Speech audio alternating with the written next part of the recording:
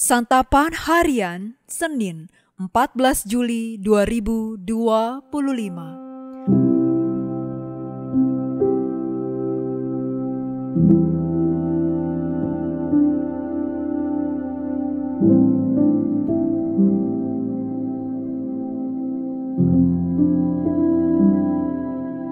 Inilah program Santapan Harian, sebuah program yang mengajak Anda menelusuri isi Alkitab, agar Anda menemukan makna firman Tuhan sesuai dengan konteksnya. Santapan Harian tertuju bagi Anda yang ingin memiliki kehidupan rohani yang segar, kuat, dan sigap.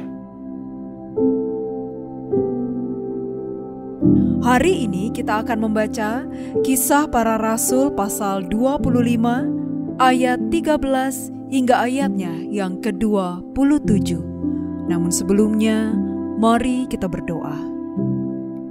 Terpujilah Engkau ya Tuhan. Di saat ini kami mohon, ajarkanlah kepada kami kebenaran firman-Mu. Di dalam nama Yesus Kristus kami memohon. Amin. Kisah Para Rasul 25 ayat 13-27. Beberapa hari kemudian datanglah Raja Agripa dengan Bernike ke Kaisarea untuk mengadakan kunjungan kehormatan kepada Festus. Karena mereka beberapa hari tinggal di situ, Festus memaparkan perkara Paulus kepada raja itu, katanya, "Di sini ada seorang tahanan yang ditinggalkan Felix. Ketika aku berada di Yerusalem, imam-imam kepala dan tua-tua orang Yahudi mengajukan dakwaan terhadap orang itu dan meminta supaya ia dihukum.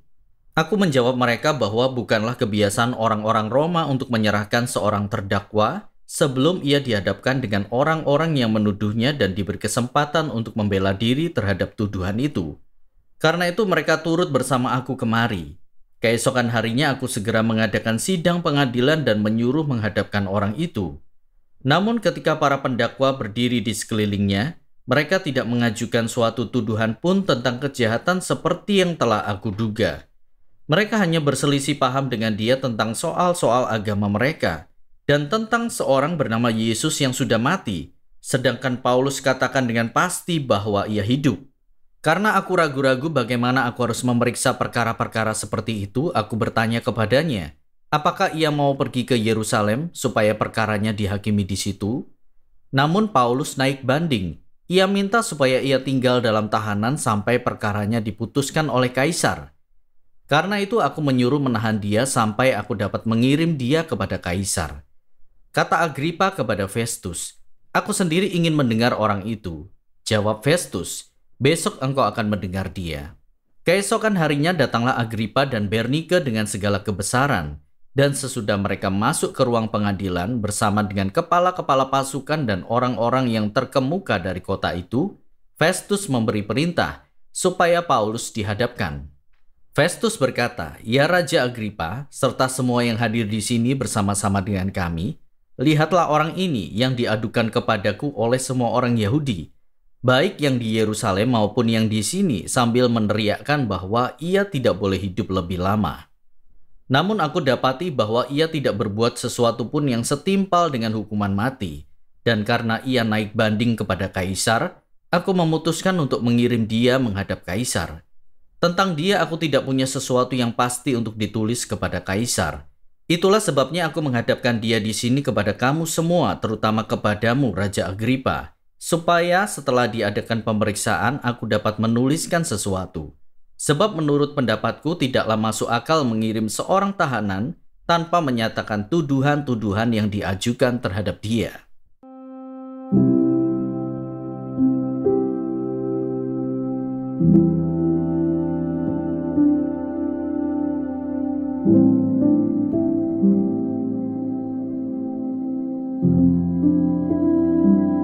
Sahabat Santapan Harian, dengan apa hidup kita dapat diibaratkan bila kita tidak mengenal Tuhan?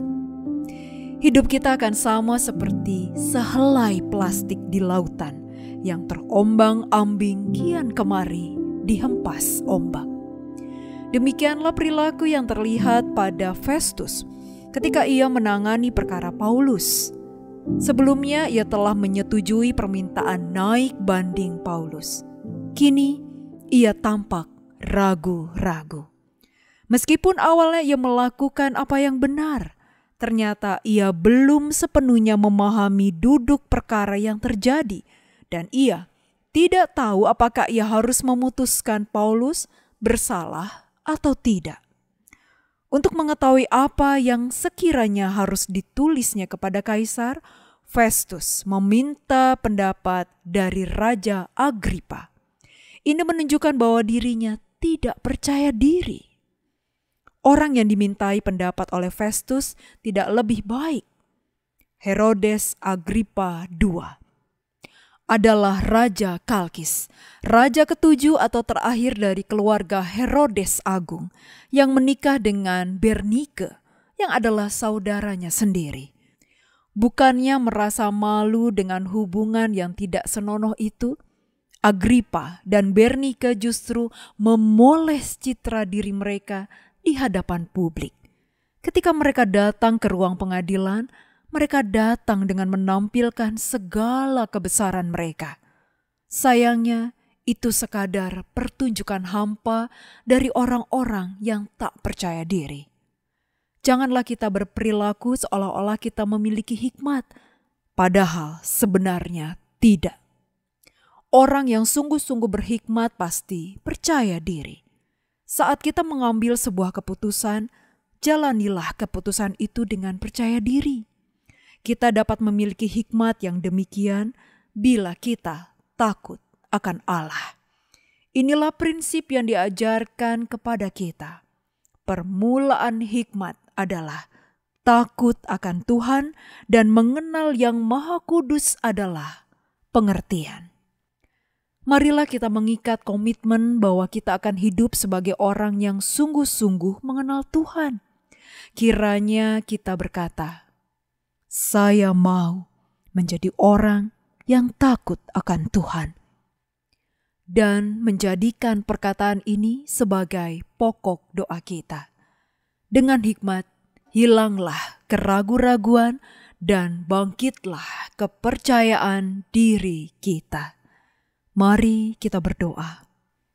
Ya Allah, ingatkan kami bahwa Engkaulah sumber segala hikmat yang kami butuhkan.